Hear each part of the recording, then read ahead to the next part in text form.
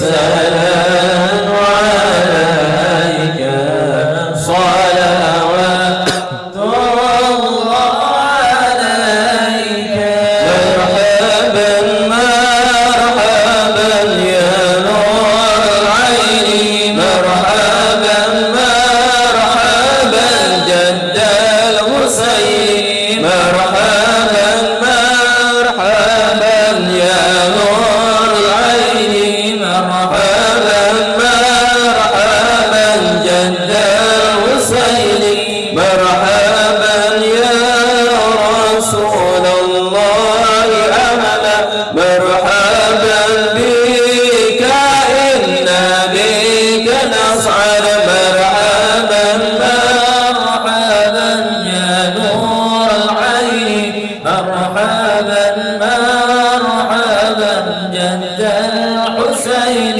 مرحبا وبجاه يا إلهي مرحبا جود وبلغ كل مقصد مرحبا مرحبا يا نور العين مرحبا مرحبا جد الحسين مرحبا يا نور العين مرحبا مرحبا مرحبا جد الحسين الله مرحبا مرحبا مرحبا يا نور العين مرحبا مرحبا مرحبا جد الحسين الله مرحبا مرحبا وصلاة الله أشرف الرسل محمد وسلام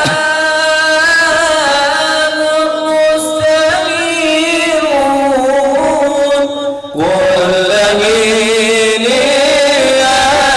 يتجدد صلى الله على محمد مرحبا صلى الله عليه وسلم مرحبا صلى الله على محمد مرحبا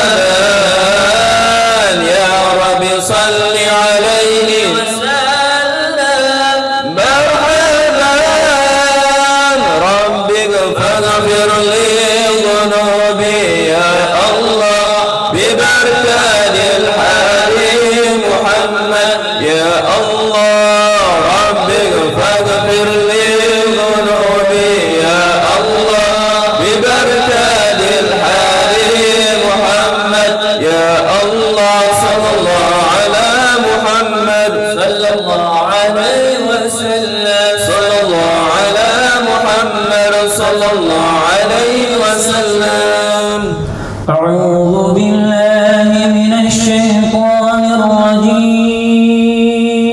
الرجيم بسم الله الرحمن الرحيم الحمد لله رب العالمين الرحمن الرحيم مالك يوم الدين إياك نعبد وإياك نستعين اهدنا الصراط المستقيم صراط الذين أنعمت عليهم غير المغضوب عليهم ولا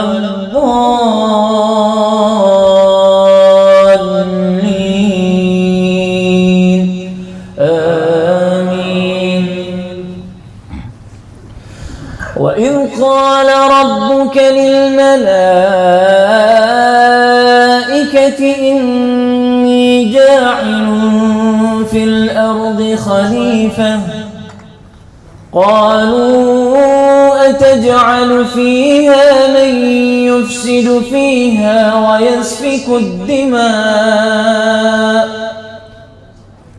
ويسفك الدماء ونحن نسبح بحمدك ونقدس لك قال إني أعلم ما لا تعلمون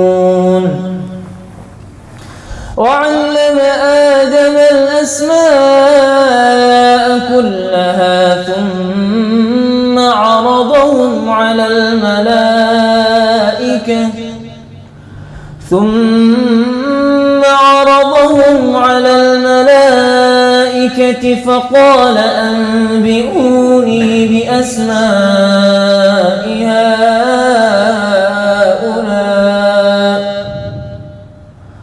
فقال أنبئوني بأسماء هؤلاء إن كنتم صادقين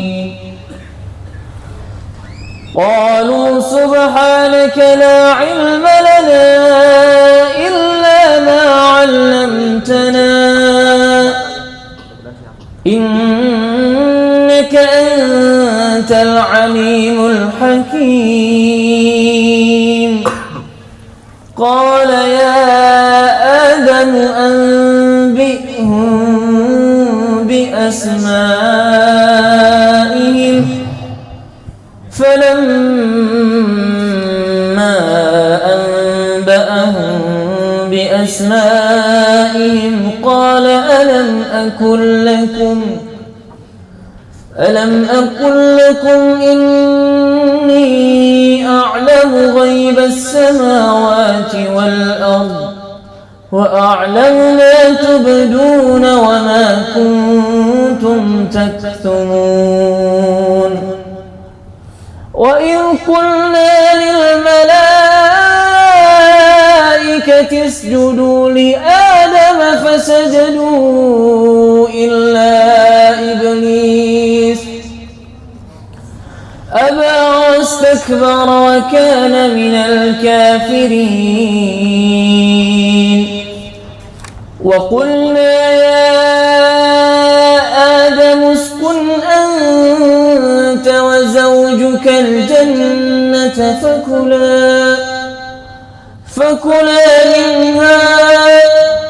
وكلا منها رغدا حيث شئتما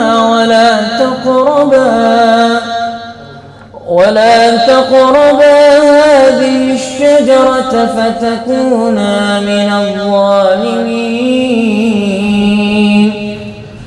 فأزلهما الشيطان عنها فأخرجهما مما كانا فيه وقلنا اهبطوا بعضكم لبعض عدو ولكم في الأرض مستقر ومتاع إلى حين فتلقى آدم من ربه كلمات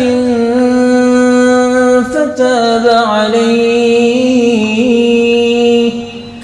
إنه هو التواب الرحيم صدق الله العظيم اللهم صل وسلم وزد وبارك على رسول الله وآله الأطهار على رسول الله وأصحابه الأخيار.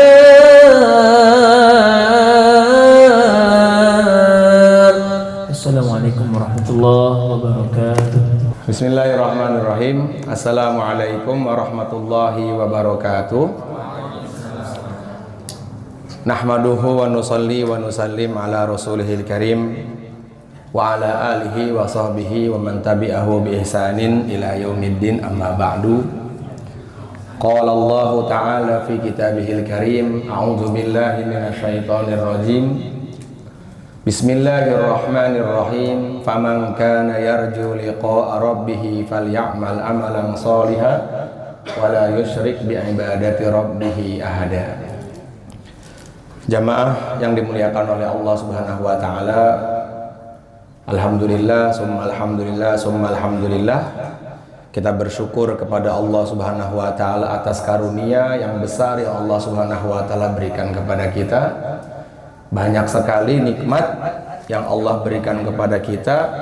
Salah satu dari banyaknya nikmat Allah yang besar, setelah Allah jadikan kita orang beriman, Allah jadikan kita sebagai manusia yang sangat sempurna penciptaannya daripada makhluk-makhluk yang lain. Allah Subhanahu wa taala Jalla wa ala berfirman, laqad khalaqnal insana fi ahsani taqwim. Sungguh aku telah menjadikan manusia di atas muka bumi ini dengan sebaik-baiknya penciptaan. Manusia ini apabila dia senantiasa taat kepada Allah Subhanahu wa taala dan dia meninggalkan kemaksiatan yang di situ Allah murka kepadanya, maka Allah angkat derajatnya melebihi derajatnya para malaikat. Akan tetapi sebaliknya, apabila manusia dia tidak taat kepada Allah Subhanahu wa taala dan dia tidak berusaha untuk takwa, artinya dia terus-menerus mengerjakan kesalahan, maka Allah turunkan derajatnya sehina-hinanya, bahkan lebih buruk daripada binatang. Jadi kita dijadikan manusia oleh Allah itu bersyukur sekali, yang apabila kita mendapatkan ridhonya Allah, maka ibadah kita akan terus Allah Subhanahu wa taala berikan nilai, dan nilai tertingginya adalah ridhonya Allah Subhanahu wa taala. Dan seluruh para nabi dari kalangan manusia. Kenapa? Supaya kita bisa mengikuti langkah-langkahnya mereka. Kalau seumpama Allah Subhanahu wa taala mengangkat derajat, Allah mengangkat para nabi bukan dari kalangan manusia, maka kita ketika bermaksiat, kita mengatakan kita bagaimana mengikuti para nabi? Orang para nabi diciptakan dari bangsa para malaikat. Itulah kenapa Allah Subhanahu wa taala jadikan kita sebagai manusia, makhluk yang paling sempurna di atas permukaan bumi. Tadi Ustadz Ghifari bacakan ayat Allah Subhanahu wa taala berfirman, wa idz qala rabbuka lil malaikati inni ja'ilun fil ardi khalifah. Allah Subhanahu wa taala berfirman kepada para malaikat bahwasanya aku, kata Allah, ingin menjadikan manusia di atas muka bumi ini sebagai khalifah. Karena kita punya tanggung jawab yang sangat besar ini, karena kita punya tanggung jawab yang luar biasa ini, maka cobaannya juga banyak. Di dalam kitab Mukasyafal Qulub itu dikatakan dari Yahya bin Mu'ad, a'daul insani salasatu asya. Ada 3 perkara yang menjadi musuh manusia, dan semuanya berat nih.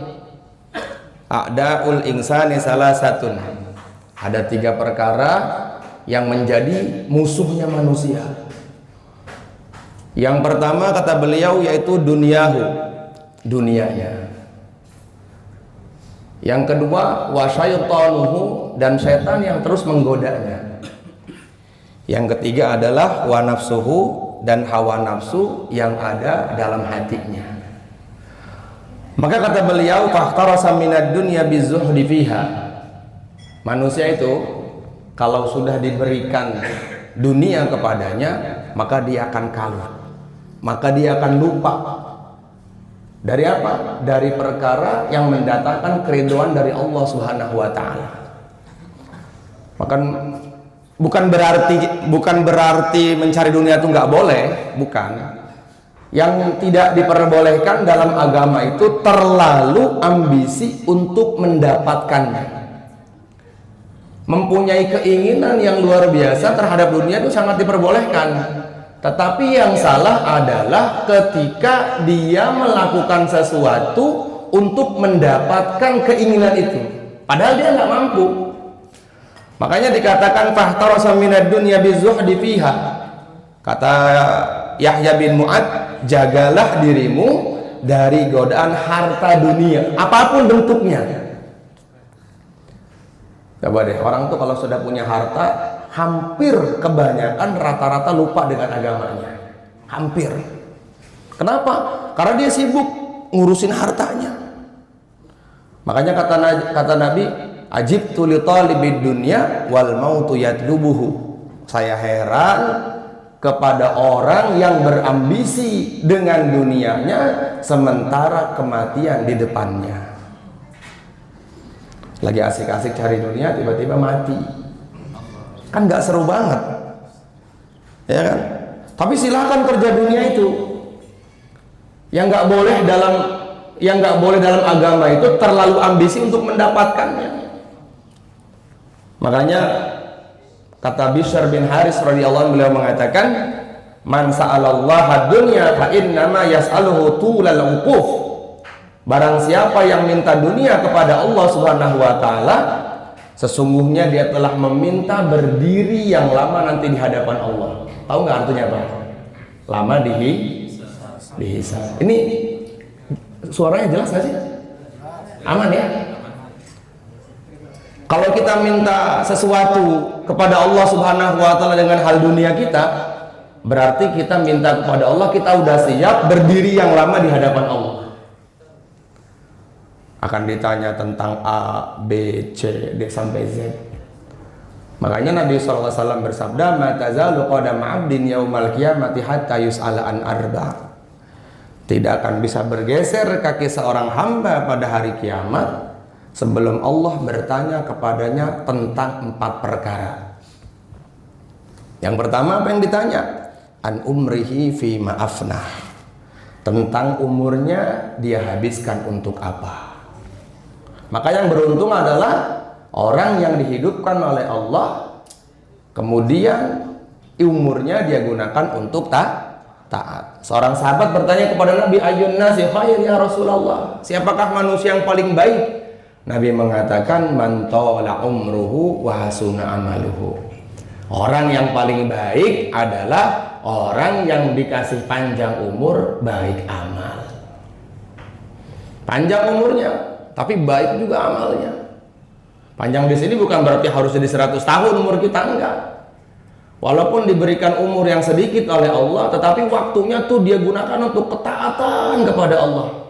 Enggak ada waktu yang dia gunakan untuk tidak taat. Dia tuh merasa menyesal kalau nggak taat itu. Maka inilah contohnya orang yang takwa. Wa ayyun nasi syarrun ya Rasulullah. Dan siapakah orang yang paling buruk, orang yang paling celaka di dunia ini wahai Rasulullah? Nabi mengatakan, man tala umruhu wa sa'a amaluhu. Panjang umur tetapi buruk juga amal. Nauzubillah. Maka teman-teman ini berpikir, kenakalan kita waktu dulu dengan taatnya kita nih banyakkan mana sekarang nih? Nah, berpikir tuh, kita nakal dari balik hijrah di sekarang pas mau mati, ya masih alhamdulillah, masih dipilih oleh Allah Subhanahu wa ta'ala. Maka nikmati itu ketaatan kita kepada Allah. Makanya perintahnya dalam Al-Quran itu, siapa yang taat pasti surga dia, siapa yang gak taat dia bakal neraka. Nabi mengatakan, kullu ummati yadkhulunal jannata illa man aba. Seluruh umatku semuanya pasti masuk ke dalam surga kecuali orang-orang yang gak mau.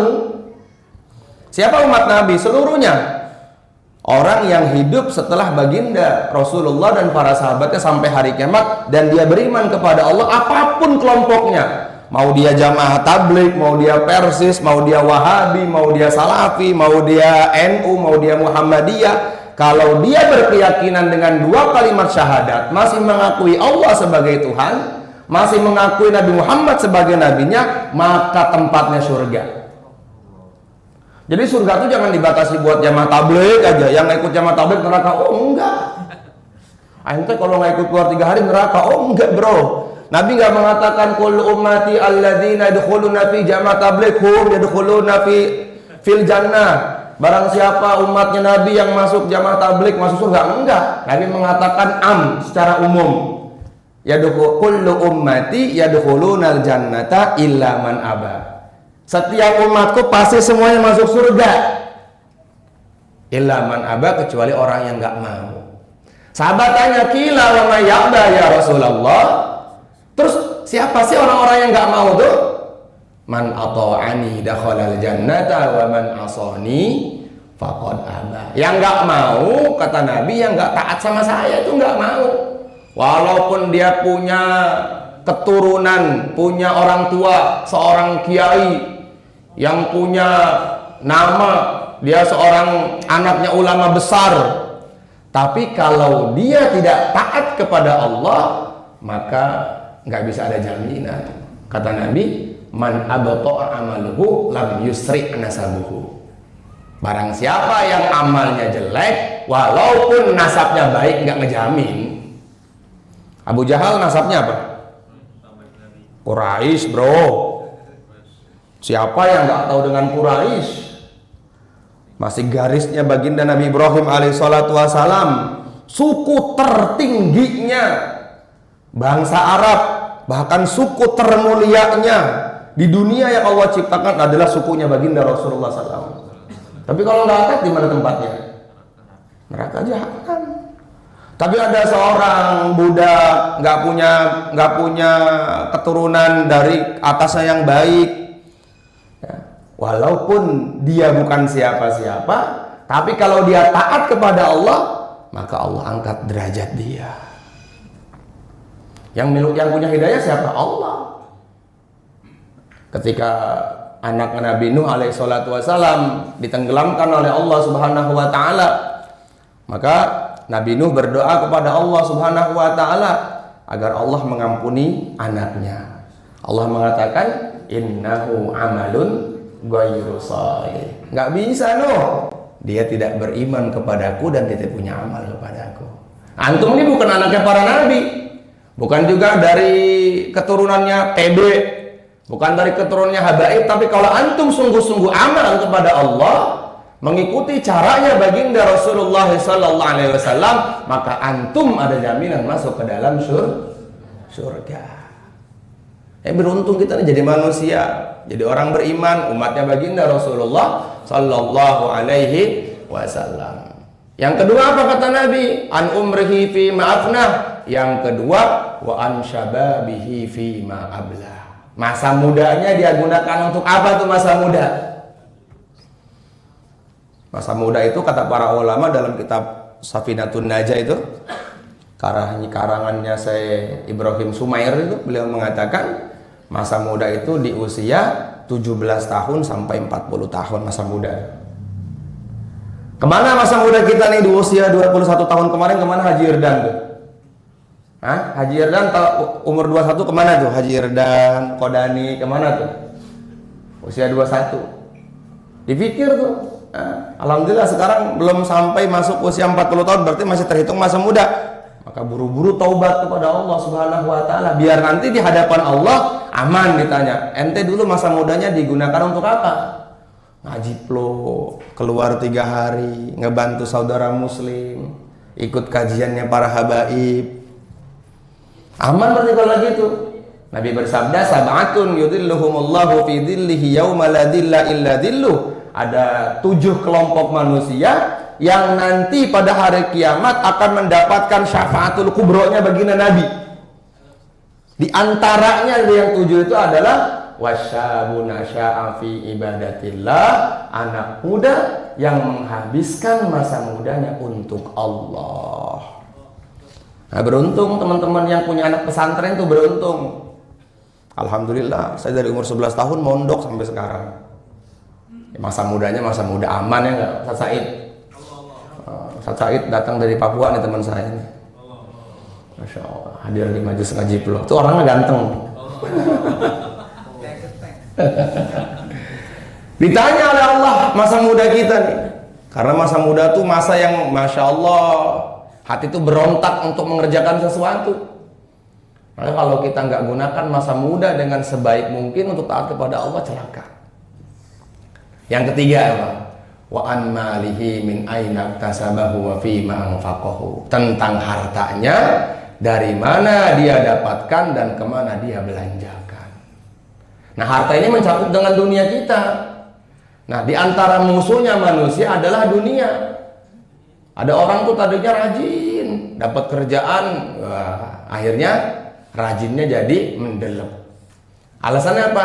Sibuk kerja. Masya Allah. Banyak alasan kan? Dulu Qarun sebelum jadi orang kaya tuh ahli taat ya. Kemana-mana sama Nabi Musa dalam kitab Fadilah Sedekah itu teman-teman. Pas jadi orang kaya lupa diri. Disuruh zakat sama Nabi Musa, maka dia mengatakan, ini kan harta saya, buat apa saya berikan untuk Allah? Allah nggak campur tangan sama harta ini. Lupa diri. Kenapa lupa diri? Karena hatinya sudah tertutup dengan dunianya. Kenapa lupa diri? Karena panjangnya angan-angan. Panjangnya angan-angan. Makanya kata Nabi Isa AS, beliau mengatakan, idza sakanatid dunya fil qalbi tarahhalat minhul akhirah. Kata Nabi Isa, idza sakanatid dunya al qalba tarahhalat minhul akhirah. Apabila dunia sudah masuk ke dalam hati seseorang, maka akan hilang akhiratnya. Dunia dengan akhirat itu dua perkara yang nggak bisa bersatu, teman-teman. Kalau kita seriusnya sama dunia, kalau kata Ki Ubed nih, orang tuh kalau seriusnya sama dunianya nggak dapet, akhiratnya apalagi. Tapi orang tuh kalau seriusnya sama akhirat, ya kan, walaupun dunia nggak dapet, pasti akhirat dapet. Jadi nggak rugi. Rugi itu kalau orang terlalu serius dengan memikirkan perkara yang belum pasti itu. Dan dunia itu kata Sayyidina Utsman dalam kitab Nasihat, hammud dunya zulumatun ila yaumil qiyamah. Jadi kehidupan dunia adalah gelap, bahkan menjadi gelap sampai hari kiamat. Yang nggak boleh itu adalah terlalu ambisi untuk mendapatkannya. Mungkin kita mengalahkan semuanya. Maka supaya terhindar dari musuh yang pertama, kata Syekh Yahya bin Mu'ad, beliau mengatakan, yaitu wafah tarasa minad dunya bizuhdi fiha, hendaknya kamu zuhud dalam dunia. Apa sih zuhud itu? Kalau saya sering sampaikan, zuhud itu kata Imam Ghazali, antamlika syai' wa la yamlikaka syai'. Kamu punya harta tetapi kamu merasa tidak memiliki. Artinya santai aja, hilang ya bodo-bodo amat. Bahkan di dalam kitab Nafaisud Durur ini saya ringkas, zuhud adalah, beliau mengatakan, kata Imam Al-Qushairi, az-zahidu la yafrahu bimawjudin minad dunya. Zuhud adalah, orang yang zuhud ialah orang yang tidak bergembira apabila dunia datang kepadanya. Az-zahidu la yafrahu bimawjudin minad dunya. Yang dimaksud dengan zuhud adalah orang yang tidak terlalu gembira ketika dunia datang kepadanya. Wala yata'assafu ala mafqudin minha, dan tidak bersedih ketika dunia hilang darinya. Coba lihat, kita introspeksi diri kita. Begitu nggak loh? Coba. Kukuh punya PCX putih tuh, pas nggak ada bagaimana? Dibikin status. Ada Allah di sini, karena lagi semangat hatinya. Iya. Ya, kata Kukuh, coba usap dulu deh, nggak ada deh, bingung juga loh.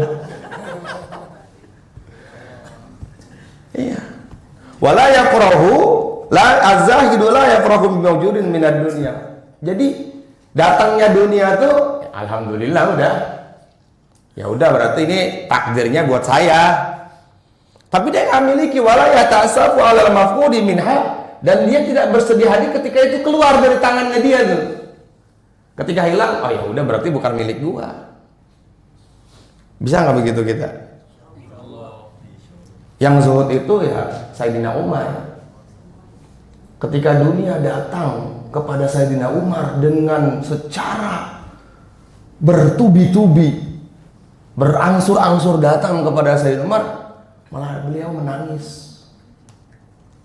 Ditanya, mata bekik ya Umar, apa yang menyebabkan kau menangis? Ini sekarang dunianya sudah di bawah kaki kita semua ini. Beliau mengatakan, ini ajib ini. Kalau seumpama dunia yang datang kepadaku adalah perkara yang baik, tentu dunia ini akan Allah berikan kepada manusia yang baik, yaitu baginda Nabi dan Abu Bakar. Kalau ente enggak, alhamdulillah. Iya, barokah. Contoh adik kakak nih, Kukuh kakaknya, Ustadz Gifari adiknya gitu. Kukuh nih dunianya nih ya biasa-biasa aja lah. Ustadz Gifari masya Allah kan sebulan 2 kali berangkat umroh. Pulang umroh pasti bawa duit 40 juta, 50 juta. Apalagi sekarang jualan sapi gitu kan. Banyak duit Ustadz Gifari sekarang nih. Ketemu sama ibunya misalnya nih. Bukan Umi yang ini ya, orang lain lah. Contoh dong tuh adik kamu, berkah hidupnya, dunianya banyak lah. Jadi hari ini orang menganggap keberkahan tuh lewat harta, teman-teman. Bener kayak gitu nggak coba? Iya kan? Makanya kata Sayyidina Umar, izzud dunya bil mal wa izzul akhirati bisolihil a'mal. Orang ahli dunia menganggap mulia itu dengan harta. Tapi orang ahli akhirat menganggap mulia tuh keren banget bro, dia bisa amal, gua nggak bisa amal. Keren banget tuh orang-orang yang kemarin sholat tarawih 30 juz, gua kok nggak bisa ya? Padahal gua duitnya lebih banyak. Jadi orang akhirat itu menganggap kemuliaannya dengan amal, bukan dengan dunia, bukan dengan harta. Jadi ketika ada orang punya pangkat jabatan tinggi, orang punya mobil mewah, orang dunianya Allah cukupin, kalau dia nggak taat, dia masih santai aja udah. Mendingan gua lah, kata Kukuh, walaupun dunianya pas-pasan tapi masih sholat subuh berjamaah. Padahal mah enggak gitu juga ya. Pusing juga dia, pusing. Nah ini kebanyakan manusia menganggap keberkahan itu lewat benda-benda. Hampir. Kenapa? Karena kita memang hari-hari yang kita bicarakan itu. Lu tuh kalau nggak punya ini, lu nggak bisa ini nanti. Padahal kan Allah apabila ingin mengangkat derajat seseorang, walaupun dia tidak diangkat menjadi raja, kalau dia taat, kalau dia beriman, kalau dia beramal, Allah angkat dia menjadi raja. Allah kalau ingin menghinakan seseorang, gampang, walaupun dia seorang raja, tapi kalau dia nggak taat kepada Allah, hina. Contohnya Qarun, Fir'aun, Namrud, Haman, Abu Lahab, Abu Jahal. Itu kan orang-orang yang punya pangkat jabatan tinggi tuh. Tetapi Allah Subhanahu wa taala hinakan mereka. Jadi jangan sampai kita meletakkan kemuliaan pada dunia, jangan sampai. Ya, maka yang disebutkan juga yang kedua, kata Abu Sufyan berkata Sayyidina Abu Usman, beliau mengatakan, az-zuhdu an tatrukad dunya summa la tubali biman akhadaha. Zuhud adalah engkau meninggalkan duniamu, ketika kamu meninggalkannya, summa la tubali, lalu kamu tidak peduli biman akhadaha, terhadap sesuatu yang dunia kamu tinggalkan dan orang itu ambil. Jadi kita meninggalkan sesuatu nih dan orang itu punya, nah, udah biasa aja. La tubali biman akhadaha, enggak peduli dengan apa yang di orang-orang punya. Kalau kita kan itu Ustadz sekarang jamnya keren banget kan gitu kan. Iya dong, keren, harus jadi orang ilmu tuh harus keren. Benar nggak Ustadz Gifari? Iya, makanya sengaja begini-begini terus gitu. Biar tahu. Udah nih ketawa. Iya, memang jadi apalagi jadi orang alim. Itu saya baca tuh barusan di Tanbihul Ghafilin tuh. Labbu dalil alim, maka wajib bagi orang alim, bagi orang yang punya ilmu, dia harus mempunyai harta yang banyak. Supaya apa? Supaya orang itu tidak menganggap remeh terhadap ilmunya. Supaya dia tuh nggak toma sama orang lain. Karena perkara yang paling dibenci Allah adalah toma. Al-harisu faqirun liman al-harisu fakirun wa in kana malikat dunya. Orang tuh kalau rakus, kata Nabi Musa ya Bro Ivan, kata Nabi Musa, beliau mengatakan al-harisu fakirun wa in kana malikat dunya. Orang tuh kalau rakus, kalau tona terhadap sesuatu yang dia minta kepada bukan selain Allah, dia termasuk orang yang fakir walaupun dia kedudukannya sebagai raja. Kalau kita punya harta banyak dan kita masih ngelirik hartanya orang lain, maka kita masih dikatakan fakir. Itu kata Nabi Musa, bukan kata saya. Kata Nabi Musa. Terus wal qani'u, itu selain sebelum itunya apa lagi? Apa coba Ustaz Evan? Segifari coba apa? Terus wal qani'u ghaniyun wa in kana ja'ian. Orang tuh kalau dia qanaah, dia punya sifat bersyukur, kata Nabi Musa, walaupun dia orang miskin, maka dia adalah orang yang kaya raya. Wa in kana ja'ian tuh kalau dalam terjemahan bebasnya tuh orang yang lapar. Harapannya hanya kepada Allah aja. Ya, wal qani'u apa? Wal qani'u ghaniyun wa in kana ja'i. Orang yang istiqomah, qanaah, maka dia disebut orang kaya walaupun hidupnya dalam kemiskinan. Nah, kita nih dari dua perkara ini mau bagaimana nih? Mau yang qani apa mau yang haris? Bukan haris. Kalau haris artinya penjaga. Ya. Tapi apa? Haris. Pakai shot kan? Ya kan? Ya. Orang yang rakus, nauzubillah min dzalik. Maka nauzubillah min dzalik kalau kita ini tertipu dengan dunia kita. Bahkan di dalam riwayat yang lain, zuhud itu sebenarnya bukan kita nggak punya dunia, kita punya dunia, cuman hati kita terhadap perkara yang kita punya itu biasa aja. Kalau kuku dibilang zuhud, memang dia nggak punya duit. Kalau kata kuku, saya mah alhamdulillah lah, pakai PCX aja, nggak perlu pakai esme kayak ustadz. Nggak, emang lu nggak punya duit kok? Bener ya?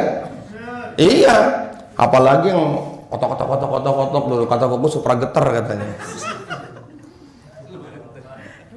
Emang waktu masih pakai supra geter, emang lagi nggak punya duit, nggak bisa beli PCX gitu. Sekarang pakai PCX bilangnya, saya mau udah nikmatin pakai PCX Ustadz, kalau motor Ustadz mah kegedean. Emang lu nggak bisa beli? Ente jangan bilang zuhud. Kalau zuhud itu ya udah, itu beda kelasnya. Ya, yaitu antatruka syai, az-zuhdu antatruka dunya summa la tubali biman akhadaha. Ini kata teman-teman, Ustadznya sombong banget ini katanya. Kemudian yang ketiga, az-zahidu yu'tihillahu ta'ala fawqa ma yurid. Orang yang dikatakan zuhud adalah orang yang diberi oleh Allah sesuatu yang lebih dari apa yang dia inginkan. Orang tuh kalau udah zuhud hatinya terhadap dunia, maka Allah akan berikan sesuatu yang lebih daripada apa yang dia inginkan. Lihat Sayyidina Ali. Dunia datang secara bertubi-tubi kepada beliau, maka beliau sampai mengatakan, ya dunia anti tolaktuki salasan hayhata gurri ghairi.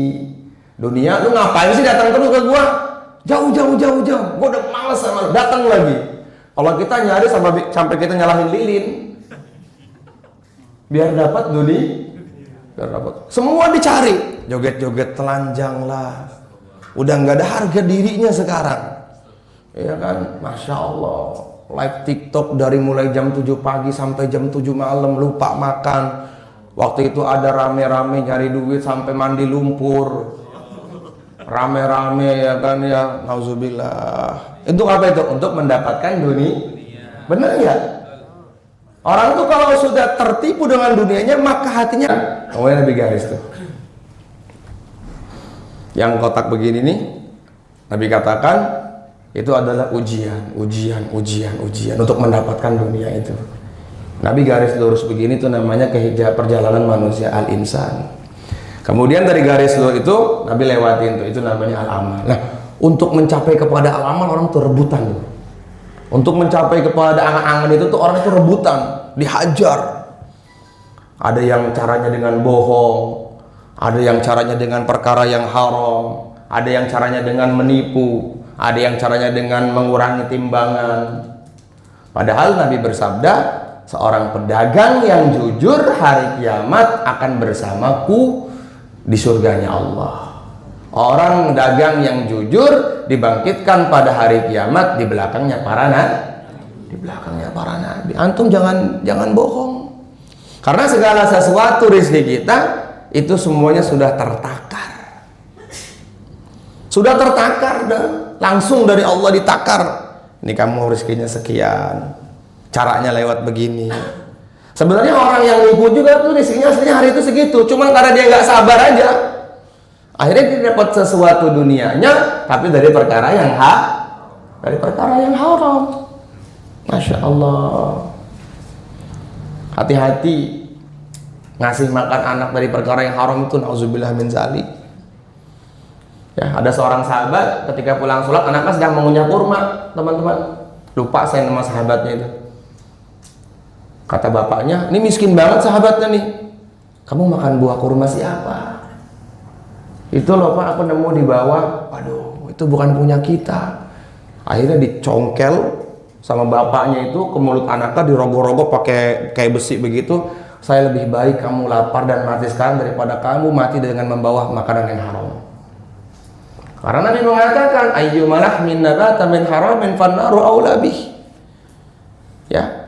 Daging yang tumbuh dari perkara yang haram, maka tempatnya adalah neraka jahanam. Kata Sayyidina Yahya bin Mu'ad juga kalau nggak salah, ada 3 perkara yang membuat kehidupan manusia itu bahagia. Yang pertama adalah faraid, menegakkan yang fardu. Yang kedua, iqtida bi sunnatin Nabi, berusaha keras mengikuti sunnah Nabi. Yang ketiga, akalal halal, yaitu makan perkara yang halal. Sayyidina Sa'ad bin Abi Waqqas dalam kitab Fadilah Sedekah, beliau minta kepada Rasulullah, ya Rasulullah tolong doakan saya dong agar semua doa-doa saya Allah kabul. Maka Nabi mengatakan, ya saya doakan agar semua doa-doa kamu Allah kabul. Maka doanya Sayyidina Sa'ad bin Abi Waqqas, kalau beliau berdoa pasti nggak Allah tolak, pasti Allah kabul. Tapi apa pesanan Nabi?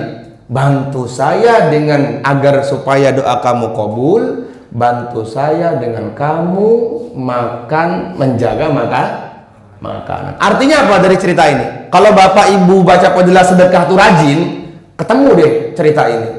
Kesimpulannya kata Maulana Muhammad Yusuf Al-Kandahlawi, setinggi apapun doa yang disampaikan kepada Sayyidina Sa'ad bin Abi Waqqas, kalau tidak dibarengi dengan ikhtiar, ya, kalau tidak dibarengi dengan ikhtiar menjaga makanan yang halal, maka kita tidak akan bisa, walaupun didoakan oleh baginda Rasulullah Sallallahu Alaihi Wasallam.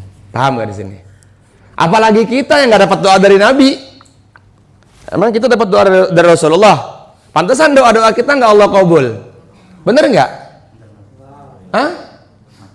Bener kan? Karena mungkin perkara makanan kita makanan haram. Ada seorang berdoa kata Nabi, ya Rabbi, ya Rabb, ya Rabb, mat'amahu haram, masyarabahu haram, malbasahu haram. Makanannya haram, minumannya pakaiannya haram. Bagaimana mau Allah terima doanya? Karena dia tidak bisa menjaga makanan. Maka hati-hati. Apalagi ibu-ibu, bapak-bapak di sini yang punya anak di pesantren. Usahakan banget kalau ngirimin duit ke anak itu duit yang betul-betul kita tahu dari mana sumbernya. Ini kenapa ya anak kok ingi suruh ngaji ingi disuruh bismillah sama Ustaz Kifari bismillah ketawa-tawa. Ini orang gila apa gimana sih? Dicek dulu coba bapaknya itu kerjanya apa itu. Oh kerjanya sih bagus bapaknya ini. Kerjanya sih bagus bapaknya. Dia ngojek, dia jualan, tapi secara syariat dia meninggalkan perintah Allah. Maka kata para ulama, orang yang bekerja secara zahir halal sementara dia meninggalkan perintah Allah jadi haram. Hati-hati. Secara syariat hati-hati kita nih memberi makan kepada anak kita nih. Kenapa ya anak gua kok susah banget taatnya ya? Oh, karena mungkin makanannya kamu kasih dari makanan yang haram. Kamu curang, kamu bohong. Kamu dapat duit nih 100.000, kamu kasih, kayak kita belikan nasi, kita berikan beras, dimasak oleh istri kita, dimakan sekeluarga. Akhirnya dari beras itu dimakan, maka tumbuhlah daging. Karena sebab dari makanan yang haram, akhirnya tumbuh daging. Dan karena dari makanan yang haram, kita malas ibadah. Jadi jangan salahkan anak kenapa nggak mau ngaji. Salahkan diri kita mencari nafkah itu seperti apa. Bener nggak? Apalagi orang tuh ingin mengenyangkan perut, rela berjudi. Wali'auzubillah min zalik, ya Allah.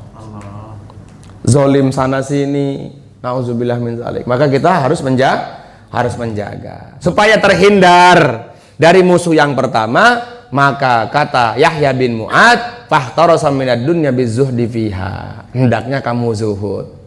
Nah, zuhudnya kita di sini yang menjaga dari perkara-perkara itu, zuhud tuh perkara-perkara yang haram.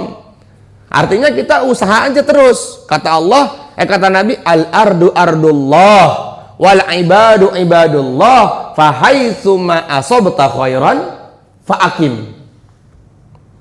Al-ardu ardullah, bumi ini luas milik Allah semuanya. Wal ibadu ibadullah, dan seluruh hambanya Allah, baik yang beriman, yang tidak beriman, yang berakal, yang tidak berakal, yang zahir maupun yang batin, itu semuanya adalah hambanya Allah. Fahaitsu ma asabta khairan fa'akim. Maka kata Nabi, di mana kamu bisa amal agama dan di situ kamu bisa mendapatkan rizki yang halal, fa'akim, maka tinggallah kamu di situ. Saya senang tuh ada beberapa teman-teman di Hawarion dapat tawaran kerja di Kerawang, di Cikarang, yang gajinya di atas rata-rata Jakarta. Di Jakarta dia dapat 5 juta, di Kerawang dia dapat 8 juta. Tapi dia pikir, tapi saya takut kalau di Kerawang saya dapat 8 juta, gimana ngaji saya? Gimana suasana ngaji nafsoil buat saya setiap pagi? Nah, itu yang luar biasa. Fahaitsu ma asabta khairan fa'akim. Walaupun dikit, tetapi mendekatkan diri kita kepada Allah, maka tinggallah di situ. Makanya kata, ini nggak tahu hadis, saya dapatnya dari selaksanya sih, dari Diwanu Syafi'i ya, dari kata-kata mutir Imam Syafi'i, ma qalla wa kafa khairum mimma katsura wa alha. Dikit mencukupi itu jauh lebih baik daripada banyak tapi melalaikan. Dicatat baik-baik ini Bapak Ibu sekalian. Ma qalla wa kafa khairum mimma katsura wa alha. Sedikit mencukupi untuk taat, ma qalla wa kafa khairum mimma katsura wa alha. Sedikit mencukupi, sedikit untuk taat. Ini sedikit nih tapi taat. Ngaji alhamdulillah nggak pernah absen, subuh nggak pernah ketinggalan. Bisa ngebantu saudaranya walaupun hanya memberikan seteguk air minum. Itu jauh lebih baik, khairum mimma katsura wa alha, jauh lebih baik daripada antum punya duit 10 juta tetapi subuhnya kesiangan. Nah, tapi kebanyakan kita nggak mikir begitu, teman-teman. Betul nggak? Dicari yang banyak walaupun dia jauh dari para ulama. Walaupun jauh dari ulama. Padahal itu cuma sebentar aja. Ya, kehidupan kita setelah dunia ini akan ada kehidupan yang luar biasa lama, selama-lamanya. Itu bekal di dunia nih. Kalau kita nggak dekat-dekat dengan ulama, hati kita akan mati. Karena perkataannya ulama, kata Nabi, itu seperti air hujan yang menyirami tanah yang gersang. Kalau kita nggak dekat-dekat dengan ulama, nggak dekat-dekat dengan orang-orang soleh, susah. Paham di sini insya Allah. Jadi zuhudnya kita bukan berarti kita nggak mampu, bukan berarti kita memaksakan sesuatu. Zuhudnya kita pertama syukur dari apa yang sudah Allah berikan sama kita. Syukurin aja udah. Tadi saya bilang, mempunyai keinginan itu nggak dilarang. Tapi yang dilarang itu memaksakan untuk mendapatkan keinginan. Ngerti nggak? Antum ini sebenarnya nggak mampu untuk beli perkara A. Tapi antum paksakan itu akhirnya pinjem sana sini untuk mendapatkan itu yang dilarang. Itu yang dilarang. Ya udah nikmatin aja. Haji Alvin tuh tanya sama saya, "Tat, saya tuh pengen punya begini." Silakan, saya bilang. Bukan larangan itu. Tapi yang nggak betul itu Bang Haji, saya bilang, ketika kita memaksakan sesuatu untuk mendapatkan itu, tetapi dengan cara-cara yang Allah larang. Paham nggak di sini? Jadi zuhud pertama kita zuhud yang kedua kita cari makanan yang halal. Masya Allah. Kalau kita takwa itu, kata Allah bukan kata Nabi lagi, kata Allah. Allah berfirman, "Wa may yattaqillaha yaj'al lahu makhraja." Coba. Orang tuh kalau takwa, Allah Subhanahu wa taala akan mengeluarkan kesempitan hidupnya. Coba ini dipahami, bukan cuma tulisan doang, bukan cuma di status. Insya Allah takwa. Dipahami, masukkan ke dalam hati. Takwa tuh kayak apa sih? Imtisalu awamirillah wajtinabi nawahi. Berusaha mengerjakan perintah Allah itu takwa namanya teman-teman. Berusaha meninggalkan larangan itu takwa namanya teman-teman. Berusaha mengikuti Nabi dengan Masya Allah sesuai arahan Nabi, itu takwa namanya teman-teman. Yaj'alahu makhraja, Allah akan selesaikan masalah kita. Bahkan Allah Subhanahu wa taala berjanji, wa yarzuquhu min haitsu la yahtasib. Orang tuh kalau takwa, Allah akan mendatangkan rizki dari tempat yang enggak disangka-sangka. Tapi ya hilang tuh. Kalau udah pakai tapi hilang. Udah takwa aja. Takwa dengan kita bekerja ikhtiar tapi dengan sesuai dengan syariat. Paham di sini insyaallah ya. Takwa tuh bukan berarti antum harus di masjid, enggak. Takwa tuh antum kalau laki-laki usahakan sholatnya berjamaah di masjid. Takwa namanya tuh. Karena seluruh ulama sepakat sholat jamaah di masjid hukumnya sunnah muakkadah. Kecuali yang uzur udah nggak bisa jalan, nggak apa-apa di rumah. Ini nggak ada uzur, nggak ada apa, sholat di rumah aja.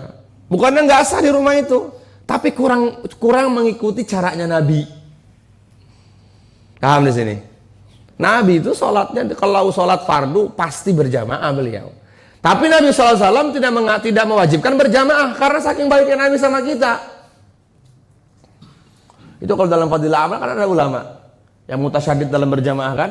Orang yang mendengar azan dan dia tidak pergi ke masjid maka sholatnya tidak sah. Dalam itu loh, dalam fadilah amal ada juga dalam kitab Muhtarul Hadis itu disebutkan itu. Hati-hati. Nah, kalau ada ulama yang mengatakan seperti itu berarti al-khuruj minal khilaf mustahabun. Keluar dari perbedaan pendapat ulama maka sangat dianjurkan. Kalau ada yang mengatakan tidak sah dengan sunnah, maka kita lebih kerjakan berjamaah. Beda dengan ulama yang mengatakan boleh-boleh aja, gak dosa juga. Lah ini ada ulama dalam fadilah amal di bab ancaman meninggalkan berjamaah, coba. Ada ancamannya meninggalkan berjamaah di fadilah amal itu. Luar biasa memang Imam Abu Hanifah itu. Karena termasuk salah satu bagian dari ashabul Hanafi adalah sholat berjamaah hukumnya adalah wajib. Alhamdulillah kita bermadzhab Imam Syafi'i yang masih mengatakan sunnah muakkad. Wah, keblinger kalau kita wajib, gimana ini wajib nih? Harus berjamaah. Paham di sini insyaallah. Terus waraqibudu nama yurid. Orang tuh kalau seumpama rakus dengan dunianya, dia tidak akan diberi sebanyak apa yang dia inginkan. Tadi kata Nabi Musa, al-harisu faqirun wa in kana malikad dunya. Rakus cari sesuatu, maka dia nggak mendapatkan apa yang dia inginkan. Tapi kalau qanaah, dia akan mendapatkan sesuatu yang jauh lebih baik daripada apa yang dia inginkan. Masya Allah. Kemudian selanjutnya adalah kata Imam Yahya bin Mu'ad, musuh manusia yang kedua wa minasyaitani bimukhalafatihi, yaitu syaitan yang kata Nabi, syaitan tuh menggoda kita seperti darah yang mengalir di dalam tubuh kita. Syaitan tuh dari mulai diciptakan sampai hari kiamat belum pernah mati, Bapak Ibu. Jadi pengalamannya banyak banget. Pengalamannya pol-polan. Bagaimana ayatnya itu? Mim baini aydihim wa an aymanihim wa an syama'ilihim wa la tajidu aktsaruhum syakirin. Bagaimana ayatnya? Summal atiyannahum mim baini aydihim, terus wa an aymanihim wa an syama'ilihim wa la tajidu aktsaruhum syakirin. Dia akan menggoda kita lewat atas, lewat bawah, lewat kanan, lewat kiri, lewat depan, lewat belakang. Dan kebanyakan, kata Allah, kebanyakan orang tuh terlena dengan godaan setan ketika dia tidak bersyukur kepada Allah. Pasti. Kata Nabi, man lam yashkuril qalil lam yashkuril katsir. Orang tuh kalau dikasih dikit dia syukur, apalagi banyak dia nggak syukur sih. Contoh gini. Ustadz Gifari dengan Ustadz Kuku nih, tiba-tiba dipanggil Haji Ridho. Tiba-tiba nih, ini pokoknya nggak ada hujan, nggak ada apa, dipanggil nih. Dikasih aja tuh Ustadz Kukuh sama Haji Ridho 100.000. Apa nih Mas Ji? Udah buat kamu. Padahal nih sama-sama ngobrol. Ustadz Gifari lewat. Ustadz ini deh. Dikasih 500.000. Gimana perasaannya Kukuh?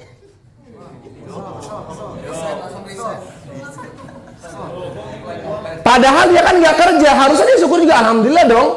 Gua yang nggak kerja apa-apa dikasih 100.000. Tapi ketika ngelihat yang banyak, kok padahal kan gue gurunya Mamas. Iya. Padahal kan gue gurunya Mamas nih. Kenapa gue cuman cepet nih?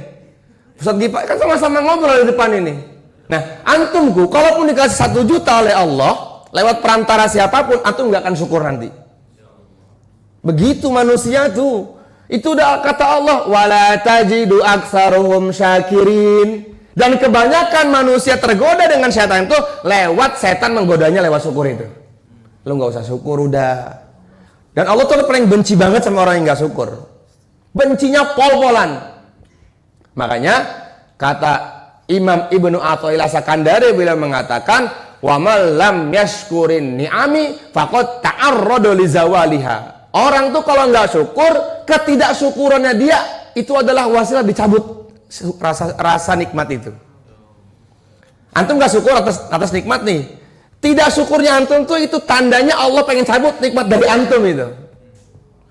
Makanya kemarin saya bilang sama ustadz-ustadz waktu musyawarah di AGPG, ada santri kita yang kabur 2. Ya, saya cerita sama Ustadz Said, asli lu bro, ada yang kabur segini enaknya pondok, bener. Tapi gue udahlah, mungkin ini caranya Allah, gue belum syukur sama santri yang banyak ini, sama santri yang sedikit ini. Saya bilang ke Ustadz, ini bukan, jangan salahkan santrinya yang kabur ini salahkan kita yang belum pol-polan syukur ngerawat santri. Akhirnya Allah males, ya lu dikasih santri baru, kita nih baru 7 bulan Bapak Ibu yang mulia. Tapi alhamdulillah sekarang di Ar-Ridho sudah ada 24 santri. Maka kuotanya tinggal 6 lagi. Silakan yang mau daftar 6 lagi.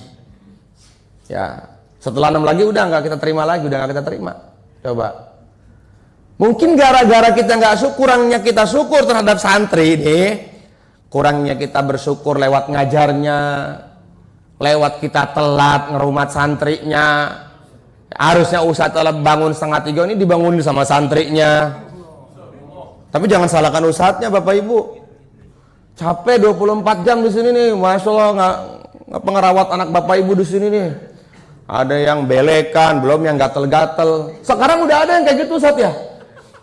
Berarti ini benar-benar sekarang jadi pesantren ini berarti ini. Gatel-gatel Ustadz, belekan, ada 3 orang. Insya Allah, udah santri banget ini, udah Ar-Ridho banget ini, udah mahat banget ini. Masya Allah, udah ada yang kabur lah. Masya Allah, Masya Allah. Enggak, saya kira di sini tuh nggak bakal gatel itu. Ya, kita ngira tuh aman, Ar-Ridho mah nggak bakal gatel. Ternyata ada juga yang gatelan merah-merah yang sini nih. Gini-gini aja, makannya gini-gini makannya. Tapi jangan takut insya Allah. Dulu juga lebih parah sih daripada itu. Tenang aja ya, nggak usah sakit ya. Ustadz Ansori ya. Nah, Ustadz yang mondok sekarang juga masih pada gatel itu. Ya. Gatel mah penyakit yang nggak bisa disembuhkan. Udah. Mana segini enaknya pondok gitu kan, alhamdulillah. Makanya setiap pagi itu kita lari. Masya Allah. Bapak Ibu ini harus perhatikan anak-anak yang di sini bangun jam 2:30 anak Bapak Ibu tuh. Saya mau tanya lah, Bang Agung jam 2:30 ngapain? Belum. Nah, siapa lagi yang anak di sini nih? Jam 3 ngapain? Siapa? Bapaknya Akbar. Anaknya emang udah uang istighfar, astagfirullah sambil ngantuk-ngantuk. Lagi pegang ayatul hirji ilernya jatuh. Saya seru yang ngelihatnya itu mereka tuh, masya Allah. Coba umiknya boman. Ya. Kalau bisa anak istighosah di sini, bapaknya, ibunya juga istighosah di rumah. Coba nasihat wali santri yang saya sampaikan tuh betul-betul dipegang kemarin itu. Betul-betul dipegang itu. Insya Allah ya. Faktarasa minasyaitan bimukhalafatihi. Maka untuk terhindar dari syaitan itu, supaya kita nggak terbawa dengan godaan syaitan, maka kita harus bertentangan dengannya. Waktunya jam 4 subuh, pengennya tidur nih kita, bertentangan. Harus lawan kita, ngantuk kita tuh. Ini syaitan ini. Syaitan tuh kan saya bilang tadi, dari mulai diciptakan sampai hari kiamat nggak pernah mati. Itu termasuk syarat yang dia minta kepada Allah supaya dia dikeluarkan dari, agar ketika dia dikeluarkan dari surga dan dia dimasukkan ke dalam neraka, dia minta, ya Allah, saya boleh masuk ke dalam neraka, saya siap, tapi saya minta beberapa syarat. 2 syarat saya. Apa kata Allah? Panjangkan umur saya ya Allah. Yang kedua, izinkan saya untuk menggoda anak cucu Adam.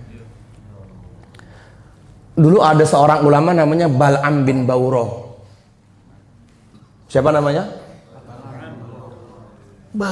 Alim banget.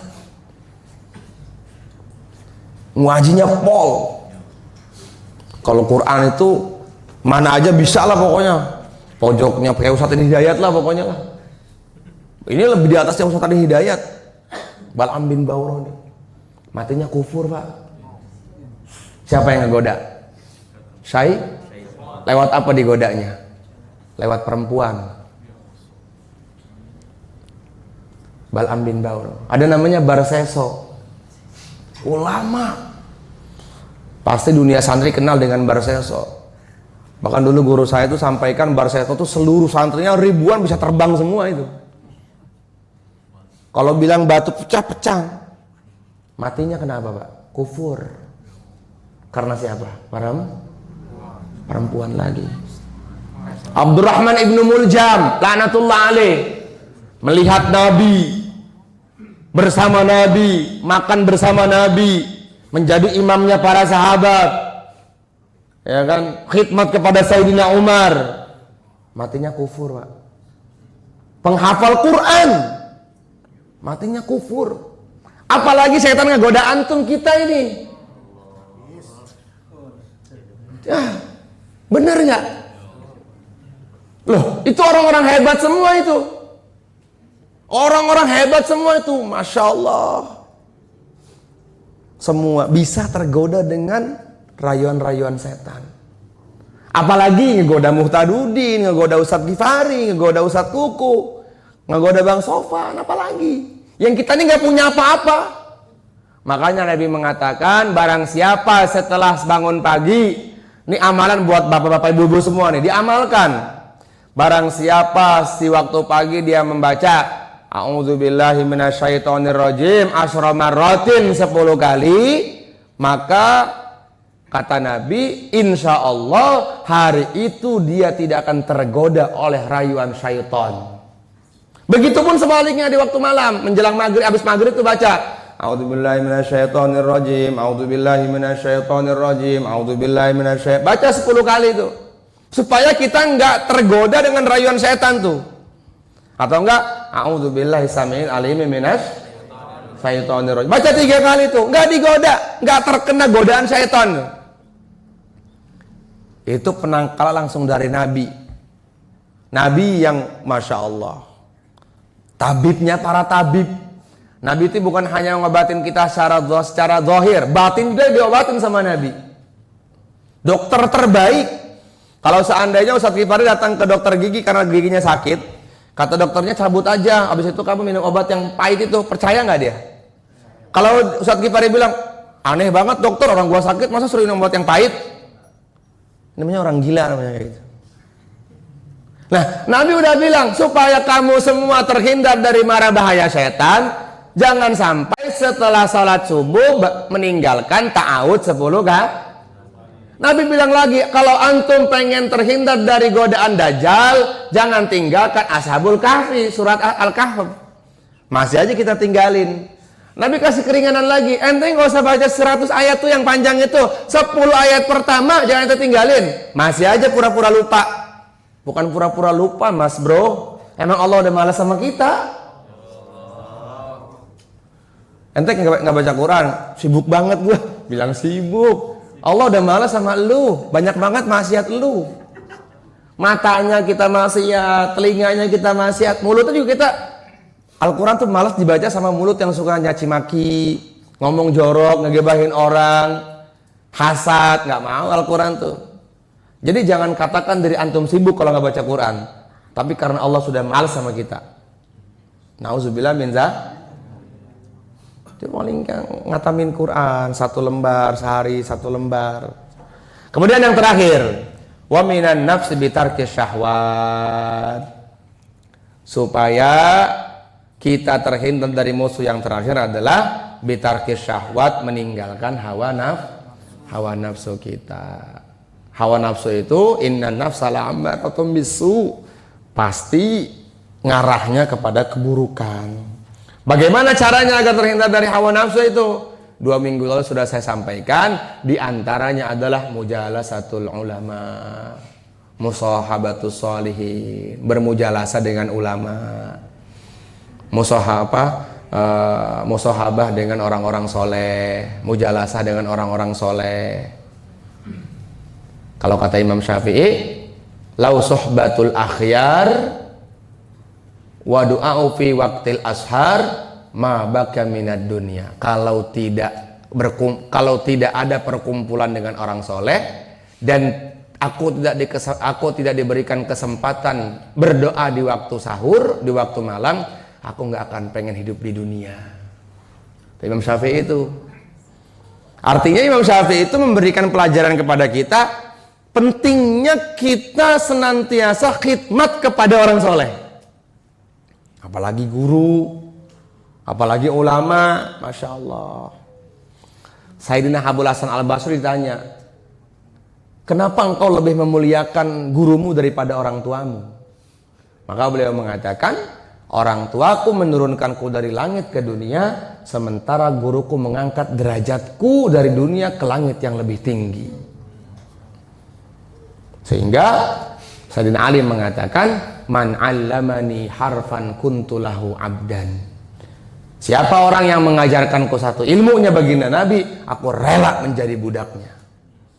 Imam Malik mengatakan, kalau seumpama guruku berjalan dan dia tidak mengenakan sendalnya, maka kepalaku siap diinjak untuk langkahnya. Ini punya guru diomongin gurunya bro. Gurunya suka main game. Gamenya tanya, gamenya apa? PES. Klubnya apa? Apa gue? AC Milan. Ya nggak berapa?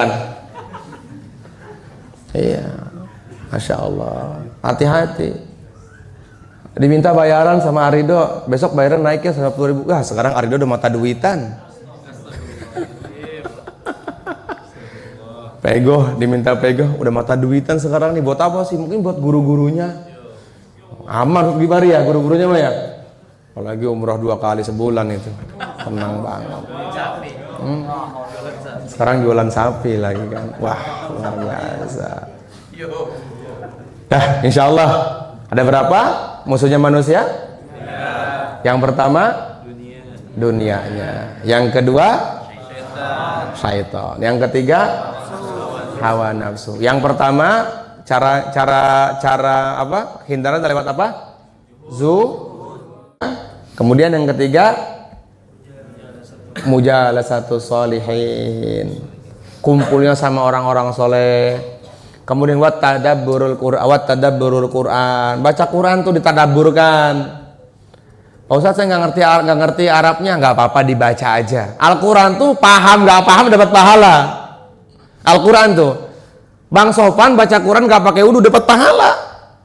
Lagi jalan mau ke kantornya mau ke kerjaannya baca aja surat-surat yang dihafalkan. Kentut dapat pahala. Apalagi kalau dengan berwudu, apalagi kalau dibacanya waktu sholat. Dibacanya bulan Ramadan lagi. Wah. Masya Allah. Dan Al-Quran itu akan memberikan syafaat nanti kepada kita pada hari kiamat. Iqra'ul Quran fa innahu ya'ti yaumal qiyamati syafi'an li ashabi. Bacalah Quran karena dia akan memberikan syafaat kepada kita pada hari kiamat. Dan orang-orang tua yang punya anak hafal Quran nanti hari kiamat akan dipakaikan mahkota, baju kebesaran, baju kebanggaan dari Allah langsung yang tidak Allah berikan kepada sembarangan orang. Masya Allah. Raja berapa juz? 2 juz. 2 juz beruntung Bang Agung, 2 juz. 6 tahun kemarin dihafal nggak 2 juz? Disyukuri 2 juz tuh. Besok pagi-pagi bangun beli nasi uduk, panggil temennya, syukuran Raja hafal 2 juz. Besok mau mukamal. Udah mukamal lagi, baca 2 juz coba. 2 juz coba. Baca 2 juz. Nah, kebayang nggak sama kita? Teman-teman kita punya anak gini semua nih. Bego. Di Al-Mau'izah ada, hanya kukuh. Jam 1:30 pagi, jam 2:30 pagi. Ini orang teriak-teriak kenapa? Goblok. Ya Allah, umurannya seraja gitu. Ada juga di Al-Mau'izah teman-teman, gara-gara handphone matanya buta, nggak bisa lihat. Nauzubillah min dzalik. Jangan sampai itu terjadi pada anak kita. Coba dong di Aredo lihat, umur si Raja 2 juz mukamal. Bantara berapa Bantara? Jalan 3 juz. Bersyukur tuh ibu bapaknya tuh bersyukur, abang-abangnya bersyukur. Terus support adiknya ya, bersyukur. Bonar bersyukur, Umi bersyukur, Wawanya bersyukur. Alhamdulillah punya ponakan hafal Quran Ustadz Ghifari. Ini Ustadz Ghifari nih kata Allah nanti sebelum kita masuk ke dalam surga, beliau disuruh Allah kif anta hatta tusyafa'alin nas. Ustadz Ghifari ente mau kemana? Ke surga ya Allah. Jangan dulu. Ente cari dulu orang-orang yang ente suka untuk masuk ke dalam surga dari ahli neraka. Coba. Maka beruntung orang-orang yang kerabat-kerabat Ustadz Ghifari nih. Termasuk salah satunya saya kan. Nikah sama sepupunya istri. Iya. Ada Salma. Loh saya juga syukur dong, adik hafal Quran, kakak hafal Quran. Makanya abah saya itu beruntung banget abah tuh. Abah kemarin waktu Ramadan bilang, abah udah umur 63. Kalau hitungan Nabi sekarang tahun ini udah mati nih kata abah. Kalau abah mati, mintanya cuma pesan gini, yang mandiin gak boleh yang lain, pokoknya kamu Dut. Siap, saya bilang gitu. Mandiin, ngafanin, nguburin kamu. Terus abah minta setiap anak semua wajib hatam Quran 10 kali buat abah. Kita semua siap. Gak usah bayar orang, ribet. Takutnya ngajinya beletot-beletot. Bayar orang bacanya Qul a'udzu birabbin nas. Malik. Itu orang ngebayar supaya ngedoain mayit. Kata mayitnya nih, kok nggak nyampe-nyampe? Orang baca Qurannya salah.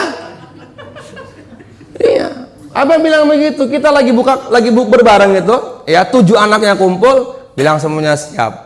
Saya bilang, abah nggak perlu 10 kali, saya 40 kali buat abah hatam Quran. Saya 40 kali buat abah hatam Quran. Iya, yang penting semuanya siap. 63 tahun ini tinggal tunggu aja nih kapan saya dulu atau abah duluan yang mati nanti. Jadi begitulah orang tua kalau punya anak sudah jadi semua. Dulunya capek tuh, Lebih baik capek sekarang daripada capek nanti. Kalau capek sekarang paling juga 6 tahun, 7 tahun Ustadz Ghifari ya. Kalau capek nanti, umur 19 tahun, anak masuk penjara, ngebuntingin anak orang. Kamu bikin malu keluarga. Loh. Orang bapak yang ngajarin. Iya. Kan kata Nabi, al-waladu sirru abi. Anak itu tergantung bagaimana bapak. Kalau anaknya begitu, ya pasti bapaknya juga pernah melakukan itu. Itu kata Nabi bukan kata saya. Al-waladu Sir anak bagaimana bapak nek bapak konyol, insya Allah anaknya konyol juga. Maka kalau di pesantren wadah terbaik untuk memondokkan, untuk memberikan akhlak yang baik. Jangan takut anak mau makan apa di pondok apa aja ridho, senang. Jangan takut nanti kalau udah pesantren bagaimana ya keluarnya ya. Kemarin ada yang datang ke saya, perempuan cuman anaknya perempuan. Anak saya mau mondok ini Ustadz mau ngapal Quran, nanti kerjanya bagaimana ya? Bilang kerjanya bagaimana? Lah, gua kemana-mana nggak pakai ijazah. Saya ngisi di mana-mana nggak pakai ijazah. Saya bonan satu yang nyupirin saya ke Masjid Darut Tauhid Agim di Kebayoran. Ribet tadinya, Ustadz minta CV-nya dong, ngajar di mana aja. Nggak mau saya, udah. Nih lihat aja YouTube saya di Bismillah nih. Oh ngisi, sekarang dipanggil lagi. Nggak pernah nampakkan ijazah. Ya kan Bonansa? Kan nyupirin saya kan ke Masjid Darut Tauhid itu di Kebayoran itu. Udah tenang aja. Innahu laqur'anum. Siapa orang yang dekat dengan Al-Quran, Allah muliakan, gak mungkin enggak. Bismillah. Insyaallah ya. Di sini orang tua yang pengen punya, yang pengen nanti diangkat derajatnya oleh Allah di hari kiamat, angkat tangan coba. Yang pengen diberikan mahkota sama Allah, angkat tangan. Apa syaratnya? Apa syaratnya? Anak jadi presiden atau anak jadi gubernur? Syaratnya anak hafal Quran. Semoga semuanya punya anak hafal Quran. Terus modelnya kayak misalnya di sini yang udah tua, anak udah pada kerja semua, jangan takut, cucunya jadiin. Cucunya juga misalnya nggak ada, jangan takut. Arido banyak tuh yang butuh dengan biaya. Kasih aja duit 100.000 tiap bulan, 100.000 tiap bulan. Nih buat kamu, ya kan? Nih buat kamu jajan. Itu sama. La yang kusumin ajri fa'ilihi. Maka saya terima kasih buat Pak Haji Yusdiar Hakim. Alhamdulillah setiap bulan ngasih beberapa juta untuk para santri. Walaupun beliau tidak punya anak di pesantren, tetapi kebaikan-kebaikan anak mondok dengan barokahnya beliau ngasih uang, maka insya Allah pada hari kiamat juga Pak Haji Yusdiar akan dipakaikan mahkota oleh Allah Subhanahu Wa Taala. Amin ya Rabbal alamin. Jadi jangan panik gitu. Oh anak saya udah pada tua, cucu saya udah pada tua. Jangan takut. Ente punya duit, kasih aja duit. Ngasih anak-anak santri, banyak tuh anak santri itu, ya banyak banget kan Ustadz Gifari. Di sini saya nggak minta, bukan minta, cuman maksudnya supaya kita jangan putus semangat. Semoga Allah terima kita semuanya. Ada pertanyaan nggak? Silakan. Mati ininya nih. Udah, ada pertanyaan nggak? Ayo. Yang mau nanya boleh. Kalau nggak udah cukup lah, udah kemalaman. Saya nanti boleh chat nomor di bawah ini aja. Ya mau umroh sama Ustadz Gifari ya. Sapi juga Ustadz ya, sapi ya. Ini jangan dimasukin ke YouTube ya kayak gini. Takutnya dibilang promosi, takutnya enggak. Tapi nggak apa-apa sih. Saya dengan Ustadz Gifari lagi jualan sapi ini. Alhamdulillah agak pengen ngambil 3 bro. Alhamdulillah, insyaallah. Doa ya. Pertama kita doa untuk orang tua kita. Fokus sungguh-sungguh doanya supaya ibu bapak kita Allah angkat derajatnya. Kemudian yang kedua doa untuk Devian lagi turnamen di Thailand untuk masuk kategori ke Amerika sebulan insya Allah di sana, supaya cita-cita bapaknya itu menjadi golfer muslim dunia pertama. Masya Allah. Kalau lagi bikin video anak ngaji tuh saya bilang salut banget nih sama Mas Haji Ridho nih. Siangnya golf, malamnya ngaji online, paginya ngaji online lagi. Ini anak kalau nggak bisa mecahin dunia nih salah ini berarti nih. Nah lihat nih, 20 tahun ke depan dunia akan digoncangkan dengan Devian tuh, saya yakin itu. Karena kesungguhan bapaknya tuh serius banget. Saya bilang sama istri tuh, Abi aja nggak seserius ini tuh ngajarin Daniel loh. Tapi dia luar biasa banget itu. 20 tahun ke depan, saya pernah bilang sama teman-teman saya, kita lihat 20 tahun ke depan akan jadi apa kita. Ada yang jadi kiai, ya kan? Ada yang jadi tukang kayak dukun gitu, kayak ruqyah gitu. Kemarin ada yang kesurupan di Almo itu. Saya kan datang nih, kuku aja udah saya nggak bisa. Saya bilang, biar percaya orang yang manggil itu, sini go. Udah berangkat go. Lumayan kan gopay ke dia 500. Berapa go? Gopay tat. Wih. Tapi sayangnya nggak dapet, cuman gopay doang. Padahal kita sama-sama nipu itu. Biar percaya. Wah, biar percaya tuh kan. Udah berangkat go. Ustadz aja lah, udah berangkat. Padahal gue juga nggak bisa, serius. Karena saya fokusnya nggak ke situ kan dulu ngaji. Di depannya dia tuh yang manggil gue ya. Oh, ada belakang, ada belakang. Udah. Gope, lumayan kan? Ente ngapain aja? Baca ayat hirja aja Ustaz. Lillahi ma fi sailat itu aja. Cubit kan itu setannya belum keluar tuh ya. Telepon dia. Ente cubit sekencang-kencangnya. Coba kalau dia nggak kerasa berarti setan beneran itu. Ya, beneran ternyata enggak. Dicubit dia. Saya bilang, udah cara terakhir, saya pakai air panas, nggak berani gitu. Tapi alhamdulillah ujung-ujungnya saya alhamdulillah datang ya kan, saya 500. Padahal harusnya saya dapat juga itu. Tapi nggak apa-apa lah, buat Ustaz gue aja. Ya kita sama-sama nipu umat ya gue. La ilaha illallah Muhammadur Rasulullah. Kemudian yang ketiga, saya minta banget ya, apalagi orang-orang tua santri, tolong dibacakan Yasin buat pembangunan di Arido Magelang. Mungkin sebentar lagi akan dibangun, akan diletakkan batu pertama di Arido Magelang.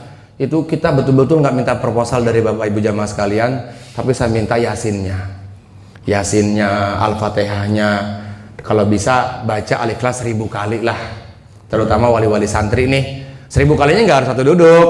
Hari itu baca 30. Tadi hitung tuh, tapi dikhususin buat Arido Magelang. Insya Allah Arido Magelang tuh nanti akan besar itu insya Allah tuh. Karena di sini aja nih yang terdaftar ini udah mau 40 orang nih yang terdaftar nih, masya Allah. Tapi kita nggak nampung kan, karena tempatnya tidak ada. Nanti kita akan alokasikan ke Arido Magelang, insya Allah ya. Al-Fatihah. A'udzubillahi minasyaitonirrajim. Bismillahirrahmanirrahim. Alhamdulillahirabbil alamin arrahmanir rahim maliki yaumiddin. Iyyaka na'budu wa iyyaka nasta'in ihdinas siratal mustaqim siratal ladzina an'amta 'alaihim ghairil maghdubi 'alaihim waladdallin. Allahumma shalli wa sallim wa barik ala sayyidina Muhammad wa ala ali sayyidina Muhammad fil 'alamin innaka Hamidum Majid. Allahumma lakal hamdu kulluhu wa lakal mulku kulluhu wa biyadikal khairu kulluhu wa ilaika arjul amru kulluhu sirruhu wa alaniyatu. Ighfir lana ma madha min dhunubina wa asimna fima baqiya min umurina warzuqna a'malan tahiratan zakiyatan tarda biha anna wa tub alaina ya maulana innaka antat tawwabur rahim. Ya azim ighfir lana dhanbal azim fa innahu la yaghfiru dhanbal azim illa azim. Nas'aluka bima akidil izzi min arsyika muntaha rahmati min kitabik wasmikal a'dham wa jadikal a'la wa kalimatika tammati kulliha an taghfirana khotoyana wa tuyassira umurana wa tufarrija humumana wa qurubana wa taqdiya hajatina wa duyunana wa tufahimana wa tufahima bina wa tunawwirana wa tunawwira bina wa taj'alna sababan liman ihtada. Ya Allah Tuhan kami, ampuni kami ya Allah, ampuni dosa kedua orang tua kami ya Allah, ampuni dosa keluarga kami ya Allah, dosa istri kami ya Allah, dosa suami kami ya Allah, dosa anak keturunan kami nanti ya Allah. Ya Allah jagalah mereka ya Allah, ya Allah jagalah iman mereka ya Allah, jagalah Islam mereka ya Allah, jagalah ihsan mereka ya Allah. Ya Allah kebaikan-kebaikan yang Kau berikan kepada orang-orang saleh terdahulu ya Allah, tumpahkan kebaikan itu kepada kami ya Allah. Ya Allah berkailah kehidupan kami dengan agama-Mu ya Allah, istiqomahkan kami dalam ketaatan kepada-Mu ya Allah. Ya Allah kami titipkan santri-santri kami ya Allah, ustadz-ustadznya ya Allah, pengajar-pengajarnya ya Allah. Ya Allah jadikanlah asbab hidayah dari pondok ini ya Allah, tersebar ke seluruh penjuru dunia ya Allah, hidayah-hidayah-Mu ya Allah.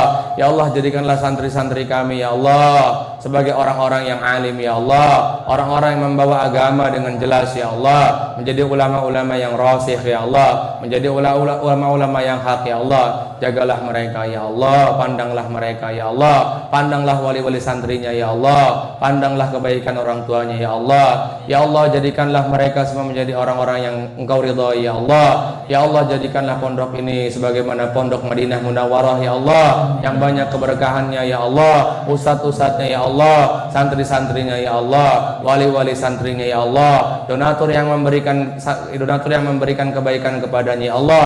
Panjangkanlah umurnya ya Allah, panjangkanlah umurnya ya Allah. Ya Allah jadikanlah keluarganya menjadi keluarga yang Kau ridhai ya Allah. Ya Allah berkailah kehidupannya ya Allah, berkailah kehidupannya ya Allah. Ya Allah istiqomahkan ngaji kami ya Allah, satukan fikir kami ya Allah, satukan hati kami ya Allah atas ketaatan kepada Nabi-Mu ya Allah, kepada yang mulia baginda Rasulullah sallallahu alaihi wasallam. Allahumma hdina siratal mustaqim siratal ladzina an'amta 'alaihim minan nabiyyin wasiddiqin wasyuhada wassalihin wa hasuna ulaika rafiqa. Dzalikal fadlu minallahi wa kafa billahi 'alima. Wa sallallahu ala sayyidina Muhammad walhamdulillahi rabbil alamin.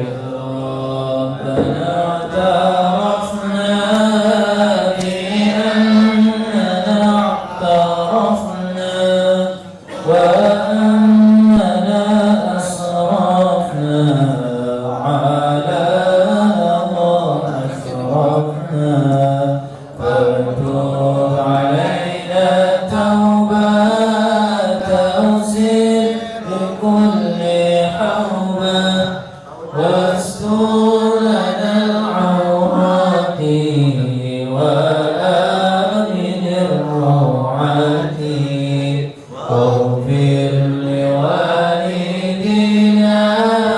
ربي ومولودينا والآل والإخوان وسائر الخلان وكل ذي محبة أو جيرة أو صحبة والمسلمين أجمع آمين ربي أسمى فضلا وجدا لا باكتساب منا بالمصطفى الرسول نرضى بكل سول صلى وسلم ربي عليه أدى الحب وآله وصحبه عداد طشر الصحب والحمد لله في البدء والثناء والحمد لله في البدء والثناء. Mohon maaf lahir batin. Subhanallah bihamdihi, subhanaka Allahumma bihamdika, asyhadu an la ilaha illa anta, astaghfiruka wa atubu ilaik. Assalamualaikum warahmatullahi wabarakatuh. Ayo ibu-ibu silahkan makan. Silakan.